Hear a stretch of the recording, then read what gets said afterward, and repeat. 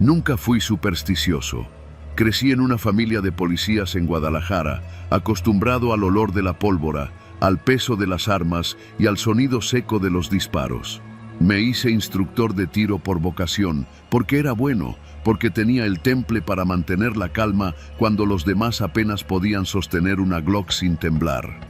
Nunca imaginé que aquel campo, ubicado en las afueras de Zapopan, entre matorrales resecos y torres de alta tensión, iba a quebrar mi forma de ver el mundo, o la vida, o lo que viene después. Se llamaba Campo Alfa 19, aunque nadie le decía así. Todos lo conocíamos como La Quebrada, un terreno militar que había sido abandonado por la Sedena a finales de los años 80 y que desde hacía más de 20 años era utilizado por distintas corporaciones para entrenamientos básicos. Era tierra dura, salpicada de grava, con neumáticos viejos marcando líneas imaginarias y siluetas de madera destrozadas por los años y las balas. No tenía absolutamente nada especial, hasta que lo tuvo.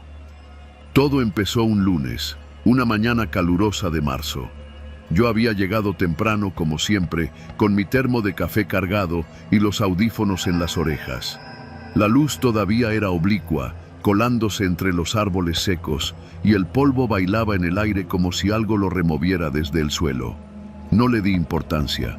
La tierra siempre estaba en movimiento allá. El primer grupo llegó puntual, 5 cadetes jóvenes, nerviosos, más preocupados por no hacer el ridículo que por acertar en los blancos.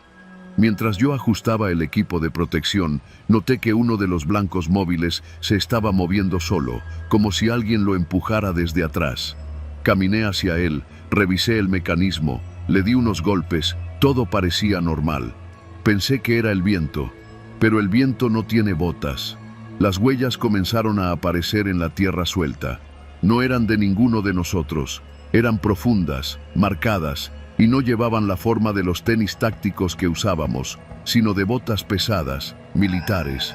Se detenían justo detrás de las dianas, y luego desaparecían, como si el que las hubiera dejado se hubiera desvanecido en el aire. «Profe, ¿ya estaba aquí esa huella?», preguntó uno de los cadetes, un morro de Tonalá con cara de susto. «Seguro es de ayer. Aquí entrena la municipal también». «No pasa nada», respondí sin mirarlo. Pero sí pasaba. Las cosas se pusieron raras el jueves. Esa mañana, el sol estaba tan fuerte que el metal de las siluetas echaba humo. Estábamos practicando tiros en movimiento cuando uno de los cadetes se detuvo en seco. Lo vi quedarse rígido, con la mirada clavada al fondo del campo, más allá de las líneas de neumáticos. «¿Quién es ese?», preguntó. «¿Quién?», le respondí y giré a ver. Allá estaba, parado, inmóvil, a contraluz. Su figura era la de un hombre alto, de postura militar, con un uniforme grisáceo que parecía difuso, borroso, como si no perteneciera del todo a este plano. No podía verle el rostro, ni el arma, solo su silueta rígida, como si fuera una estatua mal recortada del fondo de la escena. No se movía, pero tampoco desaparecía. No dije nada. El entrenamiento terminó en silencio y los cadetes se fueron con el mismo murmullo que uno escucha en un velorio. Yo me quedé un rato más.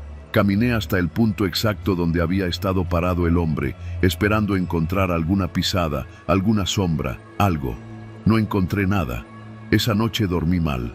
Tuve una pesadilla en la que escuchaba órdenes gritadas, en voz rasposa, como si vinieran de un megáfono oxidado. Había humo, balazos, gente arrastrándose por el suelo. Yo no era yo en el sueño. Llevaba un uniforme de hace décadas. Sentía miedo, no del enemigo, sino de algo más. Algo que no se veía, pero que se sentía cerca, muy cerca.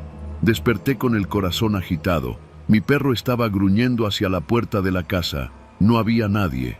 El domingo siguiente decidí ir solo al campo. Quería grabar unos videos para un tutorial de seguridad con armas, pero la verdad es que algo me jalaba. Algo me decía que tenía que volver, aunque fuera solo. Llegué cerca del mediodía. Llevaba mi arma, pero no la desenfundé. Caminé por el campo, repasando los blancos, las posiciones, las líneas, y entonces lo escuché. Una voz. «Fuego, en ráfaga.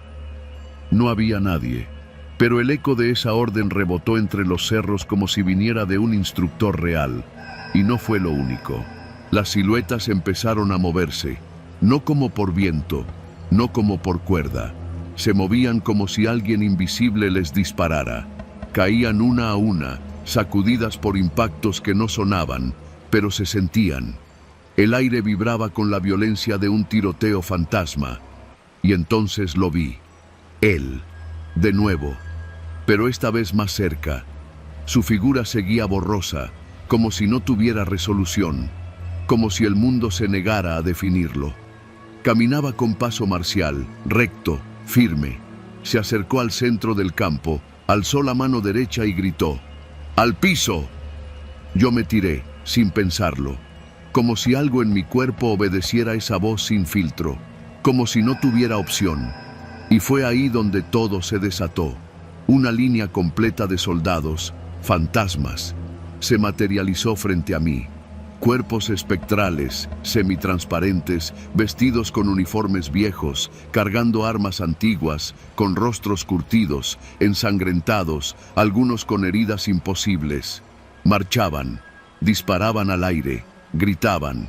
Uno cayó frente a mí, con un hueco en el pecho.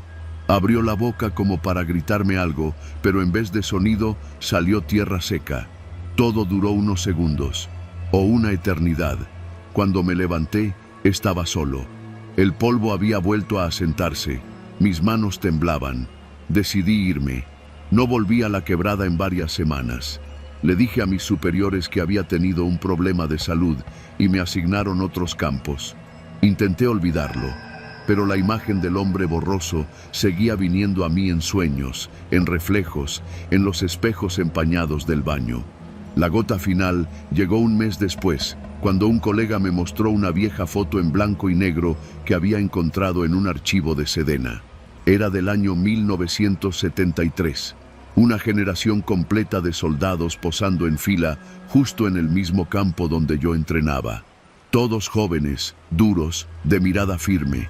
Lo vi, en el centro, el hombre del uniforme borroso. Ese es el mayor Estrada, me dijo mi amigo. Murió ahí mismo, en un ejercicio. Una granada mal lanzada. Se llevó a 6 más con él. Dicen que no se fue, que sigue dando órdenes. Yo no dije nada. Solo sentí cómo me recorría algo por dentro. Algo frío, no un escalofrío. Algo como un fragmento de tierra seca metiéndose entre las costillas. He vuelto al campo 2 veces desde entonces. No por gusto, por trabajo. Y siempre, sin falta, justo cuando el sol se empieza a poner, lo veo. Parado, borroso, dando órdenes que nadie debería escuchar. Y aunque ya nadie entrena ahí por las interferencias, yo sé que el mayor sigue formando su pelotón, reuniendo a los suyos, esperando que uno más obedezca su voz. Y lo que más miedo me da es que cada vez me cuesta más decirle que no.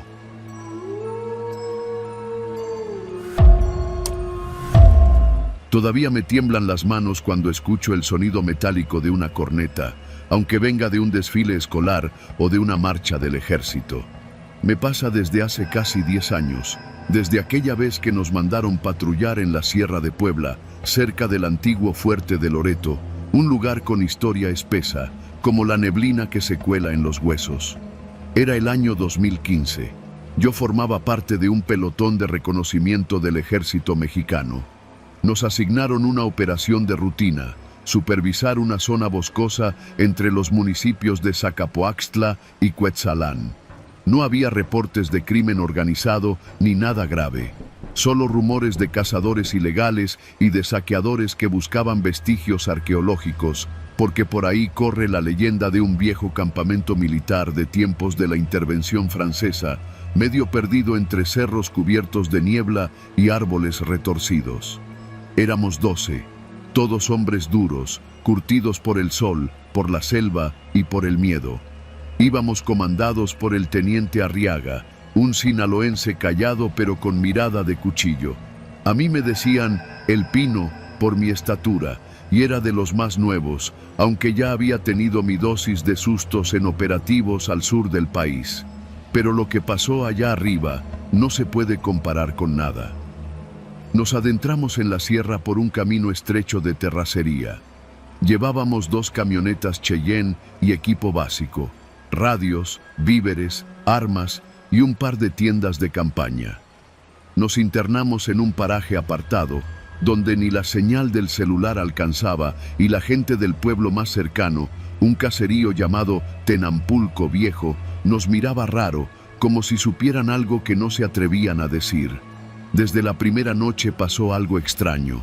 A eso de las 3 de la madrugada, cuando el frío calaba más fuerte, todos nos despertamos al mismo tiempo. Yo sentí como si me hubieran jalado del sueño. Unos decían que escucharon gritos lejanos, otros que pisadas entre los árboles, pero lo que más nos inquietó fue el sonido de una corneta. Breve, pero claro. Un solo toque, seco, como el que anuncia la formación en un cuartel. Lo curioso es que ninguno de nosotros llevaba corneta y estábamos a varios kilómetros del destacamento más cercano. ¿Alguien más escuchó eso?, dijo Arriaga, medio vestido, saliendo de su tienda. Todos asentimos. No era posible que fuera una alucinación colectiva. Revisamos los alrededores, apuntamos con las lámparas de mano, pero no encontramos nada. Solo la bruma espesa entre los árboles y un silencio que se sentía forzado, como si algo contuviera el sonido natural del bosque. La siguiente mañana continuamos con la patrulla. Caminamos por una vereda apenas marcada entre cafetales abandonados y árboles milenarios. En uno de esos claros encontramos restos oxidados de lo que parecía una antigua empalizada militar. Clavos, pedazos de herrería y, lo más inquietante, una bayoneta clavada en el tronco de un encino, con una pequeña bandera mexicana desgastada enredada en ella.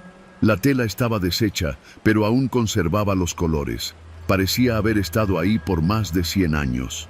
¿Qué diablos es esto?, preguntó el cabo Mendoza, tocando la bayoneta con la punta de su fusil. Alguna reliquia, dijo Arriaga, pero su voz no sonaba segura. La siguiente noche fue peor. A las 2:40, el sonido de la corneta volvió. Esta vez no fue un solo toque, fue una secuencia, el clásico llamado al ataque. 4 toques, uno tras otro, seguidos del silencio absoluto. Y luego, las voces. No eran gritos modernos, no eran groserías ni órdenes militares actuales. Eran frases viejas que apenas podíamos entender, gritadas con furia, con una mezcla de español antiguo y lo que parecía francés. «Avance, sin temor, vive la República».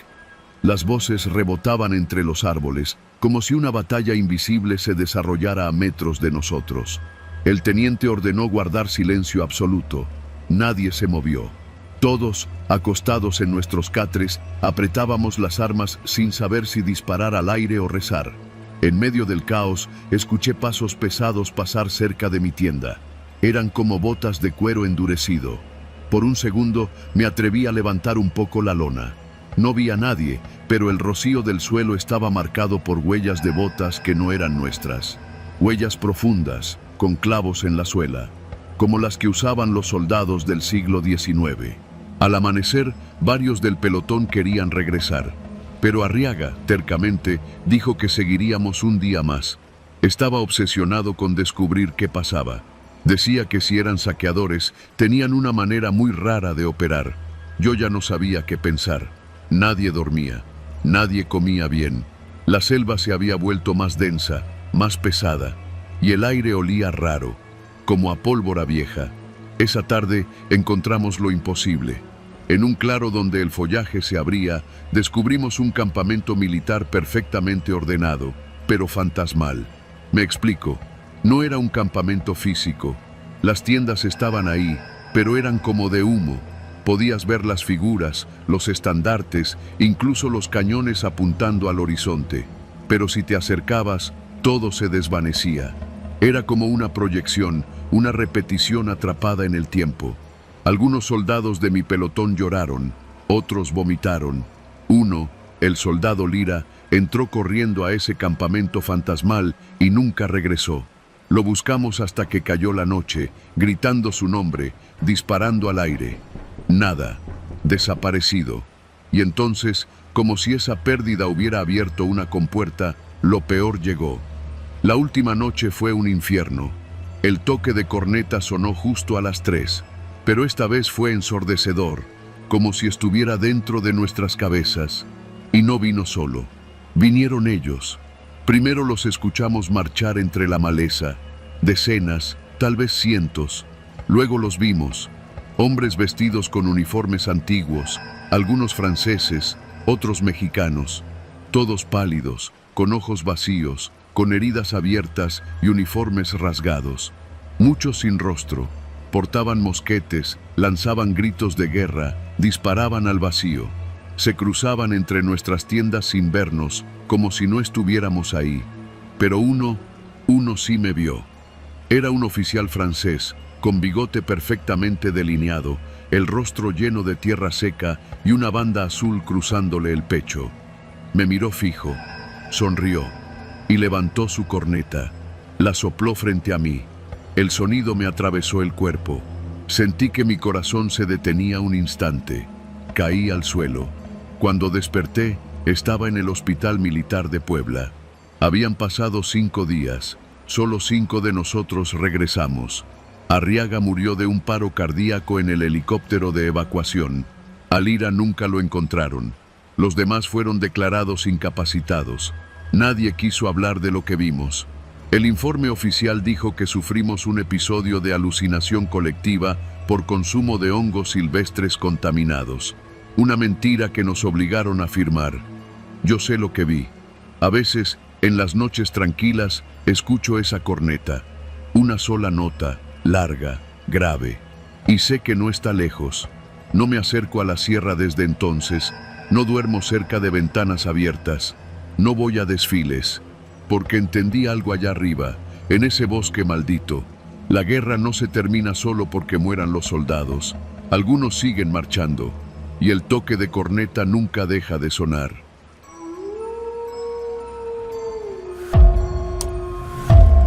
Mi nombre es Arturo, y aunque ya pasaron casi 5 años desde aquello, aún no puedo hablar del tema sin que se me sequen los labios y me tiemble la voz.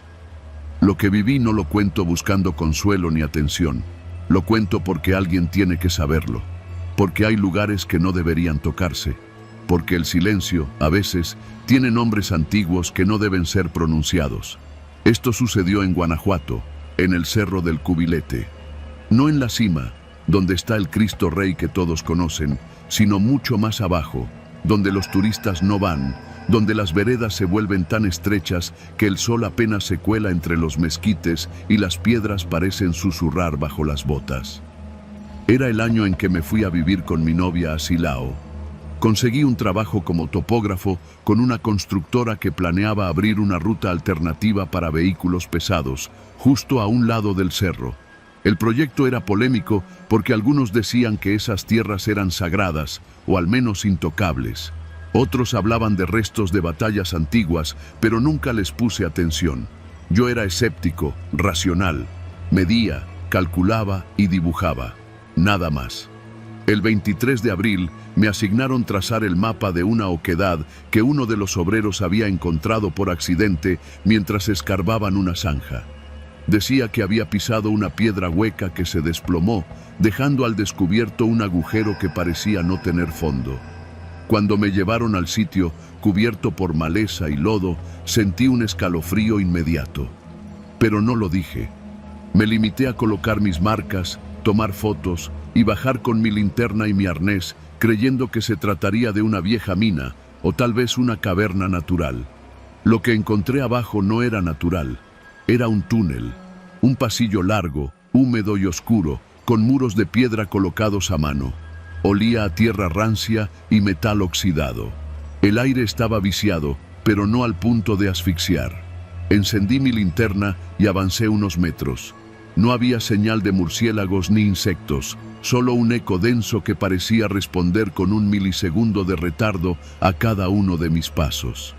A los 15 metros lo vi. Un hombre, de pie, inmóvil, a medio túnel. No llevaba lámpara, ni antorcha, ni celular.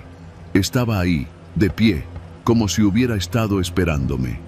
Llevaba una chaqueta militar antigua, de esas que uno ve en museos o películas viejas. Su rostro era pálido, inexpresivo, como si no supiera lo que era la emoción. Tenía una venda sucia cubriéndole parte de la cabeza y en el pecho un hueco oscuro donde alguna vez debió haber un botón o una insignia. Me le quedé viendo varios segundos sin saber si hablarle, si correr, si pedir ayuda. ¿Todo bien allá abajo?, me gritó Ramírez, uno de los obreros, desde la superficie. Me giré para responder. Cuando volví a ver al hombre, ya estaba más cerca. No había escuchado ni un solo paso. No hacía ruido al caminar. Lo supe porque durante los siguientes minutos me guío por el túnel. No dijo una palabra. Solo avanzaba, girando de vez en cuando para asegurarse de que lo siguiera. Intenté hablarle 3 veces. En las 3, él solo me miró con esos ojos vidriosos que no parecían vivos, pero tampoco muertos. Me sentí estúpido, siguiéndolo como un niño hipnotizado. El túnel se ramificaba. No era una caverna común, era un laberinto. En algunos muros había marcas extrañas, talladas en piedra, cruces invertidas, fechas borradas, símbolos que parecían aztecas, pero con un trazo más agresivo. Había huesos, muchos. Hombros, fémures, cráneos aplastados, algunos con cascos oxidados todavía puestos, uniformes podridos por el tiempo, pero reconocibles como los de los soldados insurgentes del siglo XIX. La historia me golpeó de lleno. ¿Qué era ese lugar? Mi guía seguía en silencio. Lo que más me aterraba era que su respiración nunca variaba, nunca sudaba, nunca se limpiaba el rostro, solo caminaba, sin detenerse. Llegamos a una sala más amplia, con techos altos que se arqueaban hacia un punto central. Allí, entre restos humanos, encontré lo que parecía ser un altar, pero no uno cristiano. No había santos ni vírgenes. Era una figura tosca tallada en piedra negra, con ojos de obsidiana y una boca abierta como si gritara eternamente. Alrededor, velas apagadas, cenizas, cráneos humanos con inscripciones en la frente. Algo se había invocado ahí. El guía se detuvo frente al altar, me miró una vez más, y entonces lo escuché. No su voz, no. Lo que escuché fue un murmullo que venía de las paredes, primero sutil, luego desesperado. Voces que pedían ayuda, que gritaban nombres, que recitaban oraciones truncadas. El aire se volvió espeso. Un zumbido grave comenzó a vibrar en mis oídos. El guía alzó la mano, señalando algo a mi izquierda. Me giré y vi una pequeña rendija, como una puerta empotrada en la piedra, cubierta con una reja vieja. Dentro había más cuerpos, pero estos estaban frescos. Parecían soldados, sí, pero no de hace siglos. Llevaban uniformes sin insignias, como los que usan los grupos paramilitares. Sus rostros estaban congelados en muecas de dolor absoluto, y uno de ellos, juro por lo que más amo en la vida, parpadeó. Retrocedí, con el estómago en la garganta. El guía seguía señalando. Quería que viera, que entendiera, y lo entendí. Aquello era una fosa, no solo de muertos, sino de condenados, y él era su guardián, su heraldo, su carcelero, o su víctima eterna, no lo sé. Corrí. No supe cómo encontrar el camino de regreso. Los pasillos parecían moverse, los ecos eran más fuertes, como si me siguieran cientos de pies que no pisaban el suelo. Escuchaba armas descargarse, órdenes gritadas en español antiguo, rezos en náhuatl. Me sangraban los oídos, grité con todas mis fuerzas. Finalmente, vi la cuerda del arnés, aún colgando por el hueco. Me trepé como pude, rasgándome las manos, jadeando, llorando. Cuando salí, Ramírez ya no estaba. El lugar estaba en completo silencio. La maleza, intacta, como si nadie la hubiera pisado. El sol ya casi se ocultaba, y el aire olía a humedad vieja, como si algo se hubiera despertado. Llegué solo al campamento. Nadie me creyó.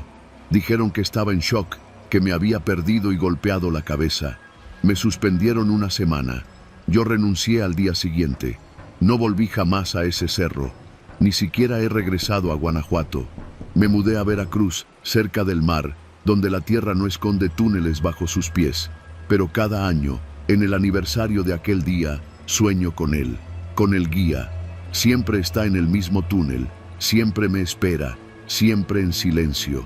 Y en mis sueños ya no está solo. Detrás de él hay más, muchos más. Soldados sin rostro, hombres que jamás descansaron, espíritus de guerra atrapados en la tierra que juraron defender. Y sé que un día no soñaré con ellos, un día volverán por mí, y esta vez no me van a dejar salir.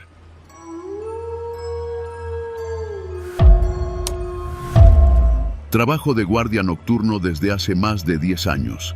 La mayoría de mis turnos han sido tranquilos, aburridos incluso, vigilando edificios vacíos, naves industriales o terrenos baldíos. Uno pensaría que la soledad te vuelve loco, pero yo aprendí a disfrutar el silencio. Hasta aquella noche en San Juan de Ulúa. No me contrataron directamente en el puerto de Veracruz, sino a través de una empresa de seguridad privada que tenía convenios con sitios históricos. Me ofrecieron una plaza fija en la vieja fortaleza, ese coloso de piedra que alguna vez fue prisión, fuerte militar y refugio de piratas. Sonaba emocionante, algo distinto al típico parque industrial o plaza comercial. Vas a estar solo, eso sí. No hay otro turno de noche, y los vigilantes de día se van antes de que caiga el sol, me dijo el supervisor mientras firmaba el contrato. Nadie quiere estar ahí cuando oscurece. Pensé que exageraba. Muchos le tienen miedo a los lugares viejos solo por su historia. Yo no, al menos no entonces. Mi jornada empezaba a las 7 de la noche y terminaba a las 6 de la mañana. Me daban una lámpara de mano, radio y una bitácora para anotar cualquier incidente.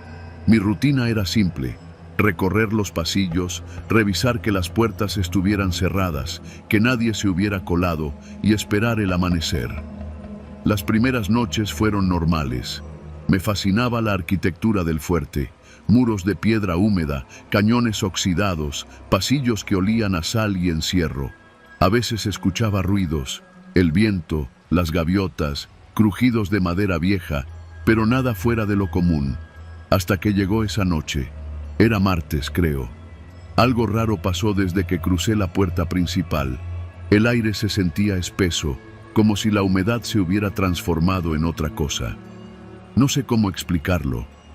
No era solo el clima, era como si algo invisible se arrastrara por las paredes. Me ignoré a mí mismo, como hacen los que no quieren aceptar que algo está mal. Pero ya desde las 9, las cosas comenzaron a cambiar. Todo empezó con el silencio, un silencio antinatural. En San Juan de Ulúa siempre hay ruido, el mar, las aves, los barcos lejanos.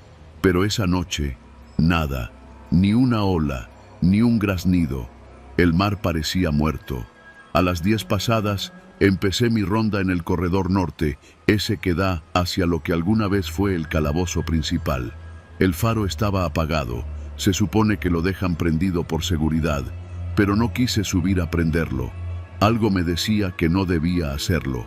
En su lugar, me enfoqué en seguir el protocolo. Fue entonces cuando escuché los pasos. Eran rítmicos, constantes, tac, tac, tac, como botas marchando. Me detuve en seco y apagué la lámpara. No sé por qué lo hice. Tal vez quería escuchar mejor, o en el fondo ya sabía que aquello no era algo normal. El sonido venía desde el otro extremo del pasillo, justo donde comenzaban los arcos de piedra que llevaban al patio central. Me asomé con cautela y vi algo que hasta hoy no sé cómo describir sin sentir que se me revuelven las entrañas. Una fila perfecta de hombres marchando. Todos vestían uniformes antiguos, de esos que solo ves en los libros de historia del siglo XIX. Llevaban chaquetas grises, gorros con insignias borrosas y cargaban fusiles largos con bayoneta. Sus rostros eran opacos, como si estuvieran hechos de ceniza. No brillaban ni reflejaban la luz de mi lámpara. Caminaban con precisión militar, sin desviar la mirada, sin mover un músculo que no fuera el necesario para la marcha. Venían hacia mí, pero sin verme. Pensé que eran actores, una especie de montaje turístico, pero a las 10 de la noche, sin público, sin luces, sin aviso. Imposible. Retrocedí con cuidado, sin hacer ruido, hasta que choqué con la puerta de hierro que da al área de los calabozos. Y ahí, sin querer, giré la perilla. Se abrió sola. Nunca había estado sin candado. El hedor era insoportable. Era como respirar dentro de una tumba abierta. Escuché un susurro. No lo entendí, pero fue como si alguien me hablara desde adentro del oído. «No los mires», eso dijo. Volteé, pero ya no estaban. Ni los soldados, ni el sonido. Solo el patio vacío y el faro encendido de pronto, parpadeando como una señal. Volví al punto de control temblando. Encendí la radio. «¿Hay alguien en el fuerte además de mí?», pregunté. Solo se escuchó estática. Traté de convencerme de que había imaginado todo, que estaba cansado, sugestionado por las historias del lugar. Pero al revisar las cámaras, vi algo que me heló la sangre. A las 10:17, las cámaras del pasillo norte mostraban niebla y sombras. Una fila de sombras marchando en fila recta. No se veían rostros, no se veía uniforme, pero la forma era inconfundible. Hombres marchando con rifles al hombro. Pasaron frente a la cámara una vez, luego otra, como si estuvieran atrapados en un bucle.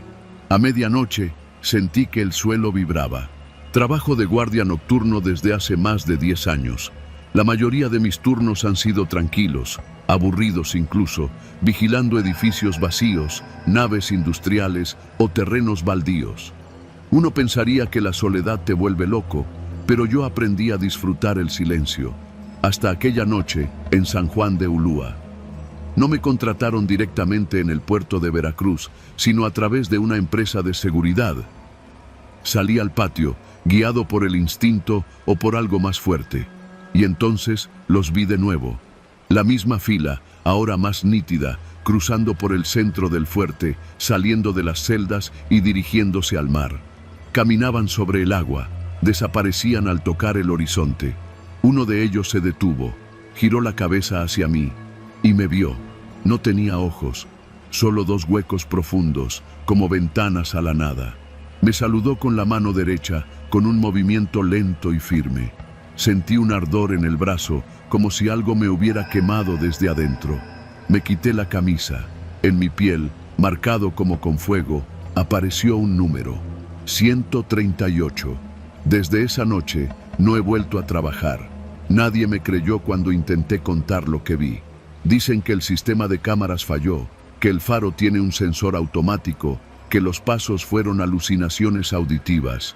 Pero yo sé lo que vi. No he dormido bien desde entonces. Todas las noches, a la misma hora, sueño con ellos. Los soldados, marchando, uno detrás de otro, como si esperaran algo. Hace una semana, me desperté con dolor en el brazo. Miré la marca. Ahora no era un número, sino un nombre. Teniente Gabriel R. Sosa. Lo busqué en archivos históricos. Existe. Murió fusilado en San Juan de Ulúa en 1871, acusado de traición. Lo enterraron sin ceremonia, junto con 137 soldados leales a su mando. Todos fueron ejecutados en fila. Todos siguen marchando, noche tras noche, buscando redención o venganza. Y ahora yo soy uno de ellos. No sé cuándo, no sé cómo, pero cada noche siento que camino con ellos un poco más. El sonido de sus pasos ya no me aterra. Lo reconozco, lo espero, lo sigo. La última vez que me vi en el espejo, llevaba el uniforme, el mismo que ellos. Sé que llegará el momento en que no despierte más, que en vez de soñar con ellos, estaré marchando a su lado, y cuando eso pase, alguien ocupará mi lugar. Otro guardia, otra noche, otra marca en la piel.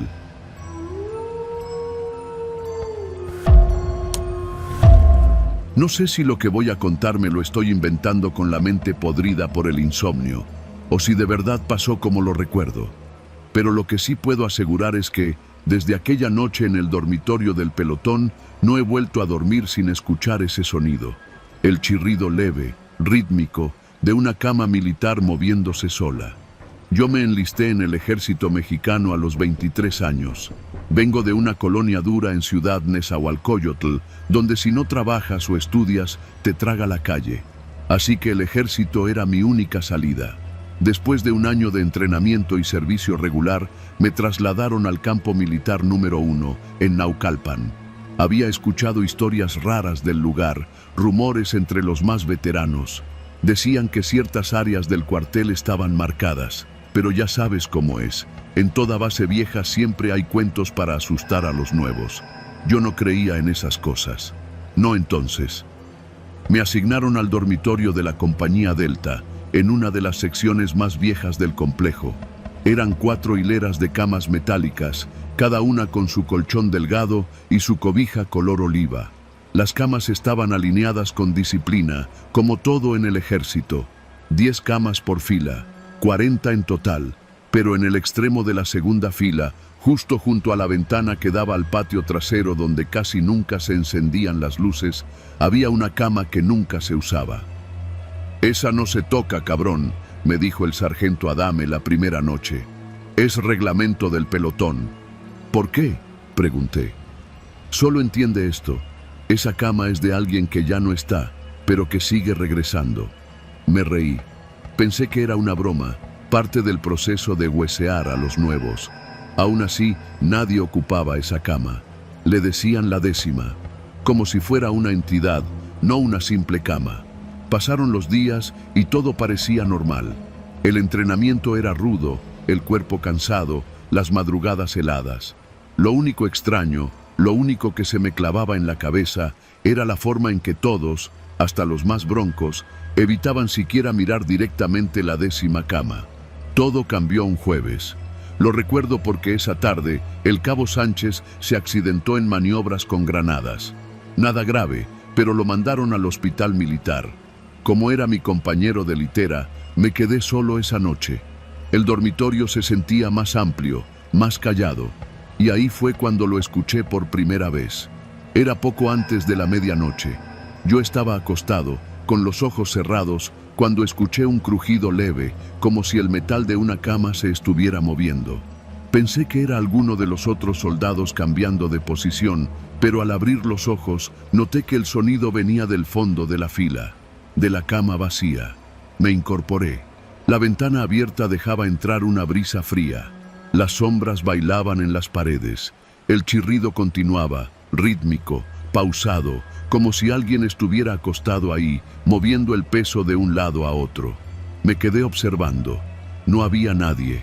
La cama, sin embargo, se movía sola, oscilando apenas, como meciéndose. Me dije que era el viento. Me tapé con la cobija y cerré los ojos, pero el sonido no se detuvo. Fue peor. Se escuchó como si alguien se levantara de la cama, los resortes cediendo con un suspiro metálico, y luego, pasos. Suaves, descalzos, caminando por el cemento. Me quedé inmóvil. El corazón golpeaba como tambor de guerra. Escuché los pasos acercarse, lentos, constantes, como si vinieran directo hacia mi litera. No me atreví a abrir los ojos. No dormí. Al día siguiente, nadie me creyó. Solo el sargento Adame me miró, serio, y dijo: «No le hables, no lo mires. Si alguna vez te llama, no respondas». Esa noche le pregunté a Ortega, un soldado del norte que llevaba más tiempo ahí. «La 10ª es de un cabrón que nunca debió haber regresado», me dijo en voz baja, mientras lustrábamos las botas. «Dicen que era un soldado que desapareció en una operación en Chiapas, hace como 20 años. Nunca encontraron el cuerpo, pero la cama seguía vacía. Una noche regresó, pero nadie lo vio. Solo su cama, moviéndose sola. Desde entonces, nadie la ocupa. Las semanas pasaron, y cada tanto, la cama volvía a moverse sola. Solo de noche, solo cuando todos dormían. El movimiento era casi imperceptible, pero cada vez que sucedía, el ambiente del dormitorio cambiaba. El aire se volvía espeso, más frío. Una sensación de que algo invisible se arrastraba entre nosotros. Una madrugada, cerca de las 3, el soldado Gómez gritó. Lo encontramos parado junto a la litera de la 10ª cama, pálido, temblando. Me Me habló por mi nombre, decía. Le dieron descanso. Lo mandaron a casa con un permiso especial. Nunca regresó. Fue entonces cuando me di cuenta, la cama escogía. Esa misma noche, me desperté con un murmullo junto a mi oído. Morales, mi nombre, en voz baja, ronca, como si alguien que no ha hablado en años lo dijera con esfuerzo. Me levanté de golpe. Todos dormían, o fingían dormir. La cama se movía. Morales, ven. El colchón crujía, como si alguien invisible se incorporara. Ven conmigo. La voz no era una orden, era una súplica. Tomé mis cosas y dormí en el sanitario esa noche, sobre el piso frío, pero al menos con las luces encendidas. Al amanecer, volví al dormitorio. La cama estaba perfectamente hecha, como siempre, pero sobre la colcha había un mechón de cabello negro y húmedo. No dije nada, pero empecé a investigar por mi cuenta. Me colé en el archivo viejo del cuartel, busqué operaciones en Chiapas, soldados desaparecidos.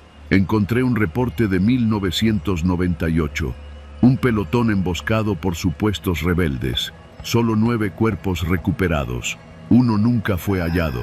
Teniente Joaquín Gallardo, 32 años, originario de Veracruz.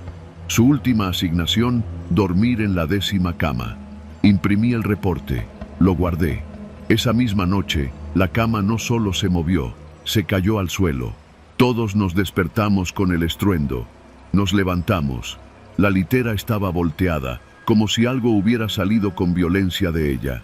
Desde ese día, empezó la pesadilla verdadera. Uno por uno, los soldados comenzaron a enfermar. Vómitos, pesadillas, alucinaciones. Uno hablaba dormido, siempre con la misma frase: me está llamando. Otro se levantaba caminando dormido y se paraba frente a la cama, inmóvil, por horas. Y luego vino lo peor. Una noche, ya sin poder más, decidí hacer guardia. Me armé de valor y me senté frente a la 10ª cama, solo, con una lámpara en mano. Esperé.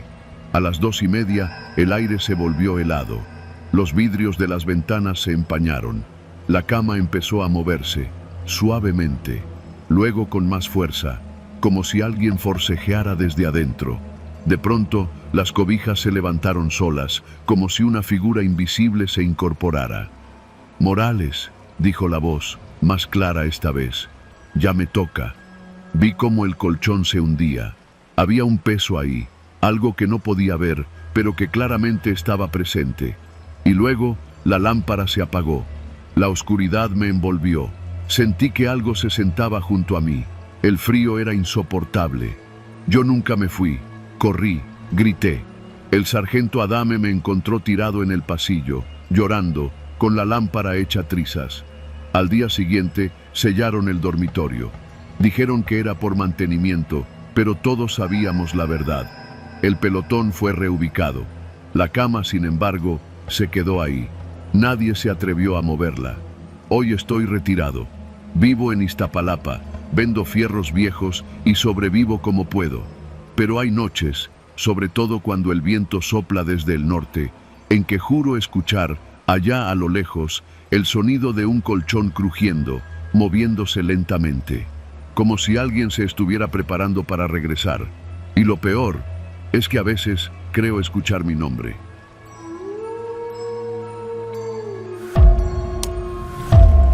Mi nombre es Eduardo Castañeda y hasta hace poco era cabo segundo del ejército mexicano.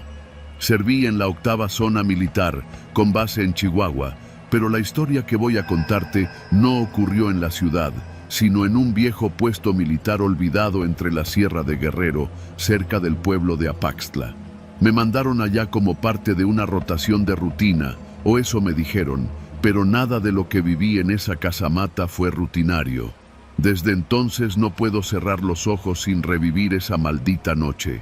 Y lo peor es que, aunque nadie me crea, yo sé que no fui el primero en ver lo que vi, ni seré el último. Todo empezó cuando nos llegó una orden extraña. Un grupo reducido debía hacer presencia en una instalación deshabilitada desde hacía más de 10 años. Una pequeña casamata construida durante los años 70, cuando el ejército buscaba controlar el narcotráfico en zonas montañosas. Aquella estructura de concreto se alzaba entre pinos retorcidos, lejos de cualquier señal de celular o civilización. Me acompañaban 3 elementos: el sargento Medina, un viejo duro de tragar; Mendoza, un chavo de menos de 25 años que apenas comenzaba; y Ortega, un tipo callado que se echaba la Biblia como si fuera su diario. Llegamos al anochecer, después de 3 horas en una camioneta que ya pedía descanso. El camino era puro terracería y maleza. La casamata estaba justo como nos habían dicho, olvidada, cubierta de moho, con un portón de acero oxidado y grafitis que apenas dejaban ver el número de batallón al que alguna vez perteneció. El interior era húmedo y olía a tierra vieja, a encierro. Solo había 2 habitaciones, una con literas empotradas, la otra con un escritorio metálico y unas repisas vacías. Todo estaba cubierto de polvo y telarañas, menos el suelo. Había huellas recientes, no animales, no botas como las nuestras, sino descalzas y pequeñas. «¿Qué pedo?», dijo Mendoza, asomando la linterna hacia una esquina. «¿Vieron eso? Yo lo vi también». Algo se movió rápido, como si se hubiera escabullido en la pared, pero no había huecos ni puertas, solo concreto. El sargento Medina soltó una grosería, ordenó revisar el perímetro y ahí nos fuimos los 4, cada quien con su fusil y su lámpara. No encontramos nada, pero todos lo sentíamos. Algo raro, algo que hacía que el aire se sintiera denso, como si estuviéramos respirando humo invisible. Esa noche, al intentar dormir, escuché pasos arriba del techo. Pensé que eran animales hasta que las pisadas comenzaron a moverse en círculos, una y otra vez, sin detenerse. Apreté los ojos, no quise abrirlos. Al día siguiente, mientras limpiábamos el interior para instalarnos bien, Mendoza gritó desde la habitación del fondo. Corrimos y lo encontramos hincado, temblando, con un libro entre las manos. No era un libro viejo, era un manual militar, de los que se entregan a los nuevos cadetes. La portada tenía el escudo de la Sedena y en letras negras decía: Manual de supervivencia en zonas de sombra. Batallón Fantasma. Archivo clasificado. Lo raro no era solo el título, sino que el papel estaba caliente, como si lo hubieran impreso hacía minutos. A pesar de eso, las hojas estaban manchadas con lo que parecía sangre seca. Medina nos lo quitó de las manos. Empezó a hojearlo sin decir palabra. Recuerdo cómo fruncía el ceño, cómo le palideció la cara conforme leía. Ortega se persignó al ver las primeras páginas. Ahí no había diagramas de armas ni instrucciones de primeros auxilios. Había descripciones detalladas de entes, de rituales de protección, de cosas que se movían entre árboles cuando el sol se ocultaba. Todo escrito con un tono formal, como si fuera una guía técnica. El sargento lo cerró de golpe. Esto es una mamada, no le digan a nadie, seguimos como si nada, pero no podíamos seguir como si nada.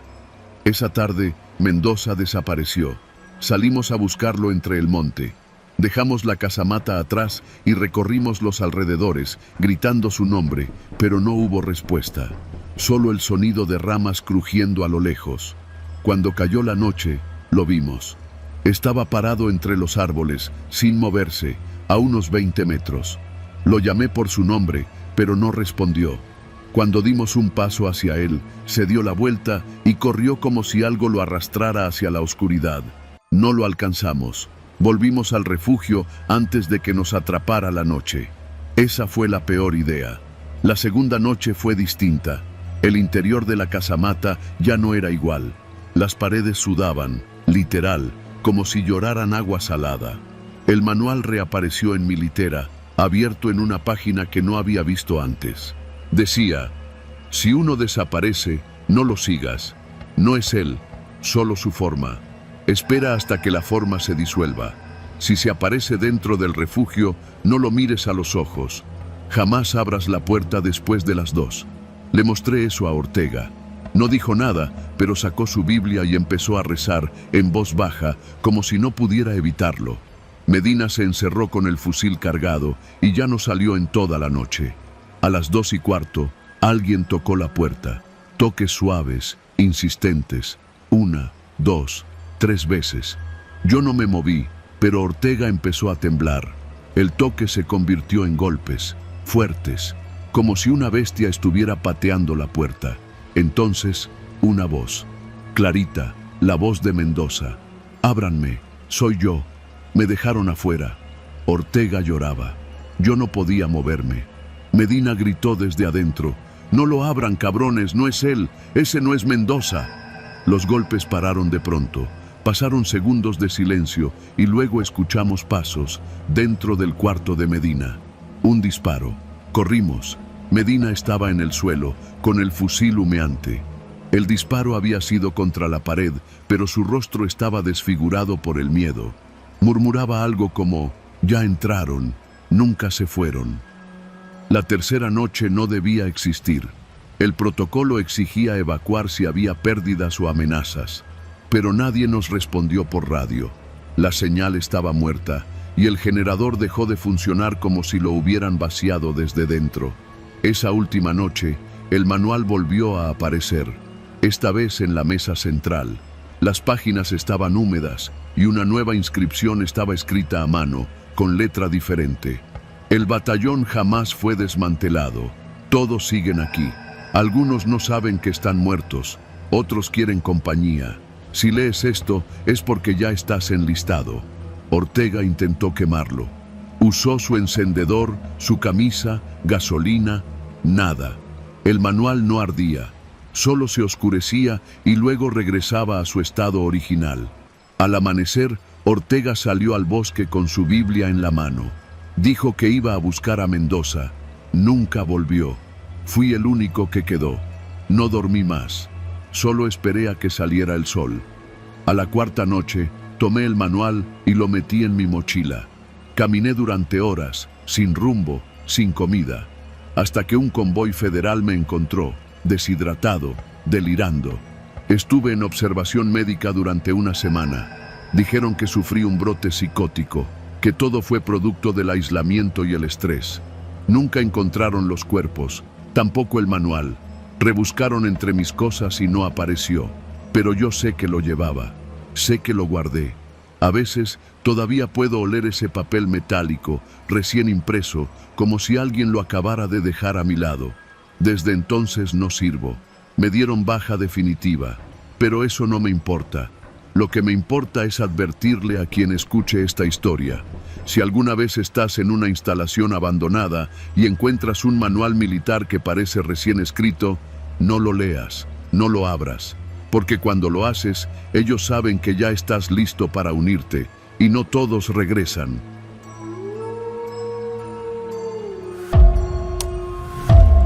Nunca quise entrar al ejército, lo hice por necesidad. Mi papá murió en un accidente de ruta cuando yo tenía 17 años y mi mamá se quebró feo. Se hundió en una depresión que la dejó casi inmóvil. Yo tenía que sacar adelante la casa y no había muchas opciones. Apenas cumplí 18, me enlisté. Me mandaron directo a la base militar de Santa Gertrudis, en Chihuahua. Dicen que es la más grande del país, vaya uno a saber. La llegada fue normal, frío, gritos, disciplina. Lo mismo que todos los reclutas viven. El primer mes fue un infierno, no por el entrenamiento, sino por el ambiente. La base estaba alejada del pueblo, rodeada de puro monte seco.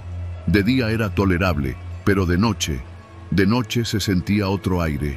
No lo supe explicar en ese entonces, solo que algo no cuadraba, como si la oscuridad ahí pesara más que en otros lados. La primera vez que pasó algo raro fue en la segunda semana. Me tocó guardia nocturna en el perímetro del Ala Vieja, un edificio abandonado desde hacía décadas. Nadie nos decía bien por qué ya no se usaba. Algunos decían que antes era un cuartel médico, otros que ahí entrenaban a los que iban a la guerra del Golfo. Pero en realidad nadie sabía. Eran cerca de las 3 de la mañana. Caminaba con mi fusil descargado, como nos exigían, repasando mentalmente los pasos del patrullaje.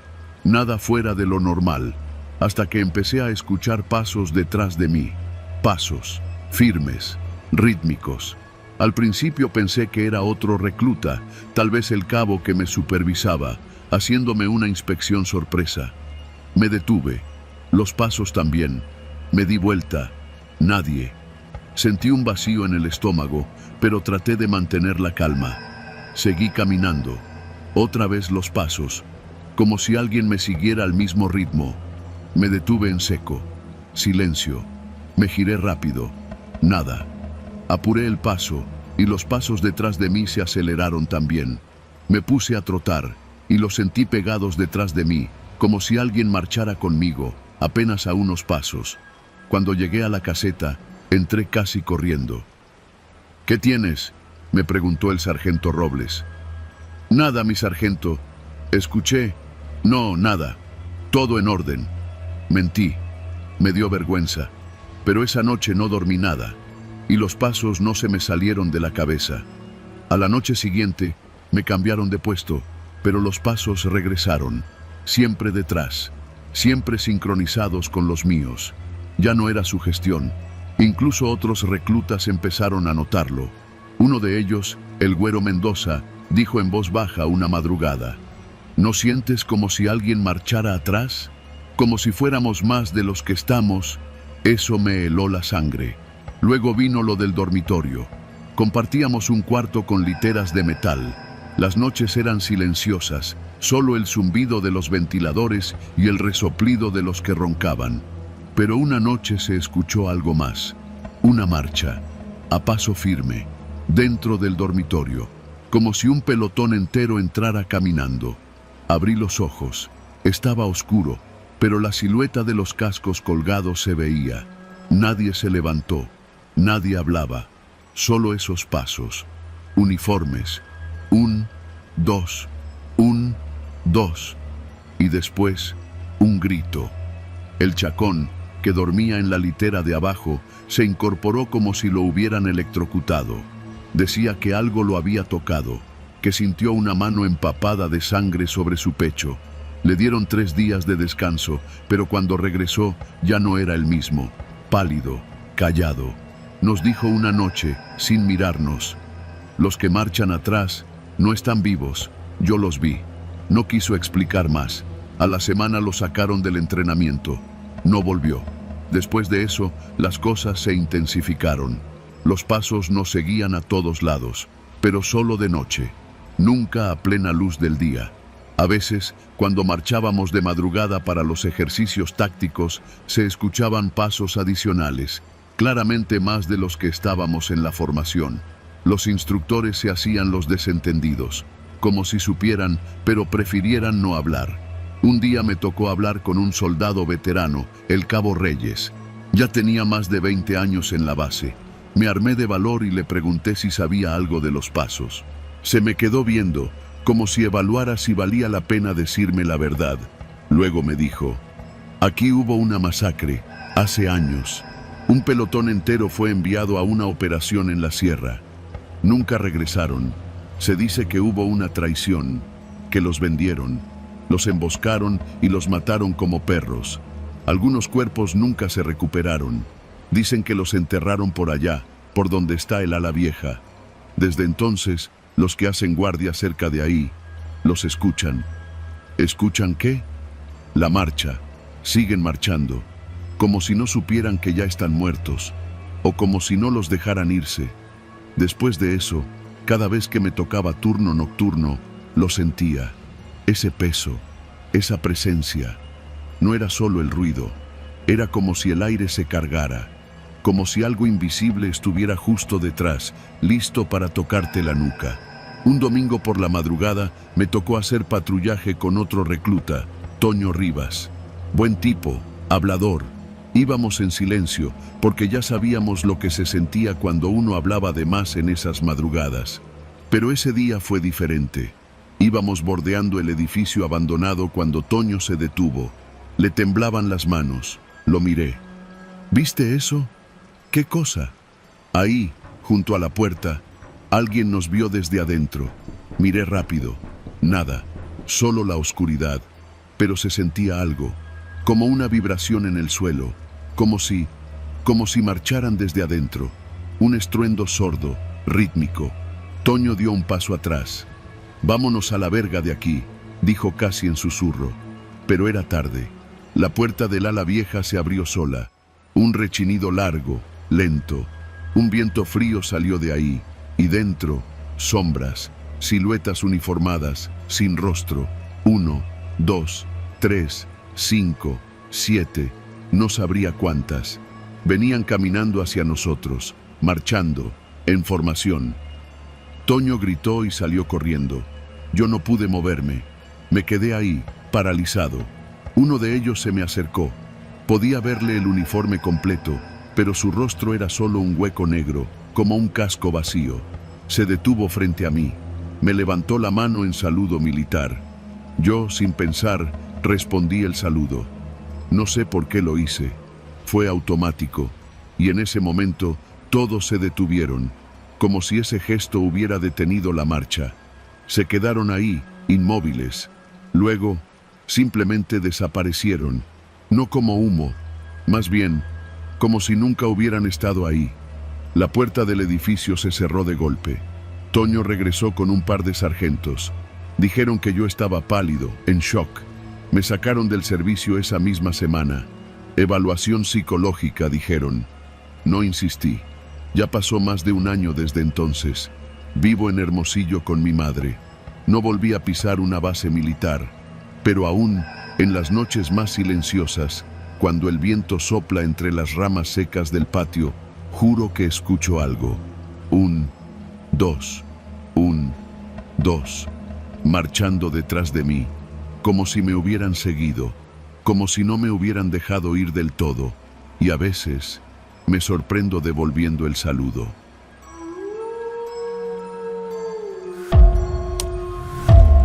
Me llamo Iván, soy guía de montaña certificado.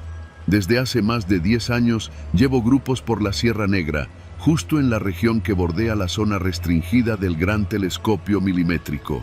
Conozco la montaña como la palma de mi mano. Los vientos traicioneros de la madrugada, las sombras que caen con la neblina espesa, los ruidos que hacen los coyotes al bajar y hasta las sendas por donde los militares acostumbraban a patrullar. Lo que viví hace unos meses cambió mi forma de ver este lugar para siempre. Aquella vez subía con 3 hombres de Monterrey que habían contratado una expedición privada. Querían una experiencia auténtica, acampar lejos de las rutas turísticas y acercarse lo más posible al perímetro militar sin cruzarlo. Se hacían llamar exploradores, pero no eran más que oficinistas con equipo nuevo. Acepté porque pagaban bien. Salimos de Atzitzintla antes del amanecer y subimos por la ruta vieja que pasa entre las torres de comunicaciones abandonadas. El clima era seco, pero el aire olía raro, como si la tierra estuviera húmeda aunque no hubiera llovido. Mientras avanzábamos, noté que los pájaros no cantaban y eso me puso nervioso. La sierra siempre canta, siempre. Pasado el mediodía, llegamos a una pequeña planicie donde alguna vez hubo un campamento militar. Las estructuras estaban oxidadas, medio derruidas, con grafitis en náhuatl y español. Nada fuera de lo común, hasta que uno de los regiomontanos, Sergio, se alejó para orinar y regresó blanco como papel. «Oigan, ¿ustedes vieron eso?» «¿Qué?», le pregunté. «Un señalamiento, como de esos tácticos, como los que usan los soldados para marcar posiciones», pero se movió. Estaba en un árbol, apuntando hacia nosotros. Nos acercamos al lugar que señalaba. No había nada, solo ramas secas y marcas en el piso. Uno de los muchachos tomó una foto con su celular. Cuando la revisamos, todos vimos lo mismo. Una mano negra, alargada, con dedos larguísimos, pegada al tronco. Pero al voltear otra vez, ya no estaba. Pensamos que era un juego de sombras. No era la primera vez que algo se aparecía raro en fotos de montaña. Les dije que no se espantaran, que era normal. Pero por dentro sentí algo que nunca había sentido ahí arriba: desconfianza. Esa noche armamos campamento cerca de una pequeña cañada, al pie de unas rocas que parecían formar un semicírculo natural. Era un lugar tranquilo, sin viento, ideal para dormir sin sobresaltos. pero nadie durmió bien. A la medianoche, escuché pasos en la maleza. Pensé que era un tejón o algún animal. Me asomé desde mi tienda con la linterna, pero los sonidos pararon. 10 minutos después, el mismo ruido. Pasos arrastrados, pesados, no rápidos como los de un animal. Se oía como si alguien usara botas viejas, con las suelas desgastadas. Encendí la lámpara de cabeza y salí. Frente a mí, al otro lado de la fogata apagada, estaba Sergio, inmóvil, con los ojos abiertos, mirando hacia el bosque. ¿Todo bien?, le pregunté. «Shh, me están mirando», susurró. Me acerqué lentamente, pero no respondió. Sus labios temblaban. Lo jalé del hombro y entonces se soltó a gritar. Despertó a los otros dos, que salieron de las tiendas asustados. Sergio cayó al suelo, balbuceando cosas sin sentido. No son soldados, no son soldados. Sus ojos no tienen ojos. Estaba en shock. Esa noche nadie volvió a dormir. Nos turnamos para vigilar, pero nada volvió a moverse. Al amanecer, decidí que debíamos bajar.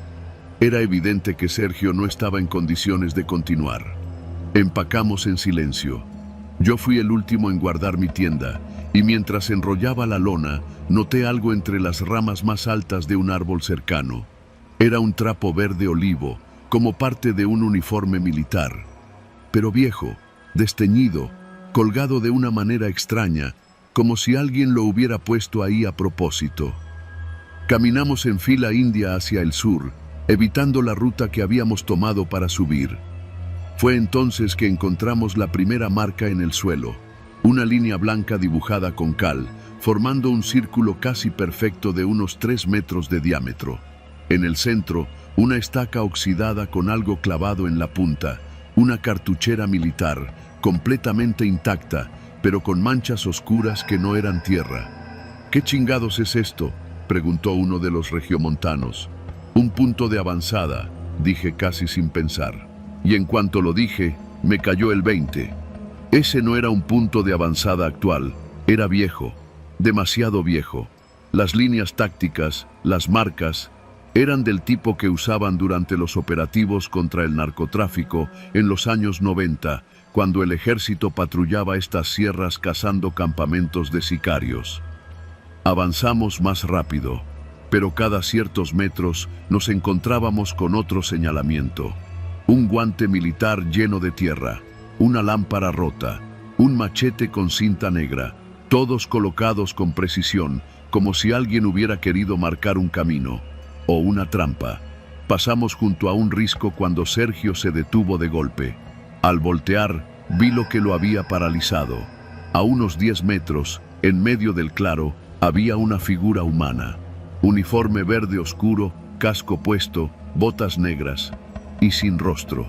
No sin cara, sin rostro. Como si lo hubieran cubierto con una tela negra apretada o como si la carne simplemente no estuviera ahí. La figura levantó el brazo derecho, lentamente, y señaló hacia nosotros. Corrimos. Los 3 hombres me seguían sin chistar. Sergio ya no decía nada, pero respiraba como si estuviera a punto de colapsar. Doblamos por una vereda que conocía, que descendía rápido hacia un viejo camino forestal. Pero justo al llegar al primer quiebre, nos encontramos de frente con otra figura. Esta era más alta, más delgada. Llevaba lo que parecía ser un chaleco antibalas. Su cabeza estaba ladeada, y por debajo del casco colgaban jirones de lo que tal vez alguna vez fue piel. Nos detuvimos en seco. Yo tenía un machete, pero sabía que no servía para nada contra eso. La figura levantó un espejo cuadrado, como esos que usan los francotiradores para señalar luz. Lo apuntó hacia nosotros. Lo más espantoso fue que en ese espejo no nos reflejamos. «¡Al suelo!», grité, por instinto. Y justo entonces la figura desapareció. No corrió, no se desvaneció lentamente, simplemente dejó de estar ahí. Los siguientes 20 minutos fueron un torbellino. Corrimos cuesta abajo, sin mirar atrás. Nos raspamos con ramas, caímos, rodamos en un tramo pedregoso. Yo me golpeé la ceja contra una raíz y sangré todo el camino. No importaba. Solo queríamos salir. Llegamos a la carretera vieja por donde alguna vez pasaban los vehículos del ejército. Ahí, bajo una cruz improvisada con 2 ramas, encontramos a un hombre parado. Vestía uniforme, sí, pero el rostro era visible, cobrizo, arrugado, con una mirada tan real como la tuya o la mía. «No lo sigan viendo», nos dijo, y luego añadió, «No son soldados». Yo asentí, sin entender. El hombre nos hizo caminar hasta un punto donde el camino retomaba señal. Llamamos una camioneta de rescate desde mi radio. Cuando regresé con apoyo, el hombre ya no estaba. Solo quedaban sus huellas, borrosas por la tierra suelta. Han pasado 3 meses. Los 3 regiomontanos renunciaron a sus trabajos. Uno de ellos se metió a un retiro espiritual en Oaxaca. Sergio no ha vuelto a hablar conmigo. Y yo ya no subo a la Sierra Negra. No por miedo. Número. El miedo se puede superar. Pero hay cosas que no deben ser vistas, ni seguidas, ni invocadas. Esas figuras, esos soldados que marcaban el camino con tácticas de guerra antigua, no protegen nada, no cuidan nada, no son fantasmas, son centinelas de algo peor. Y la próxima vez puede que no me dejen bajar.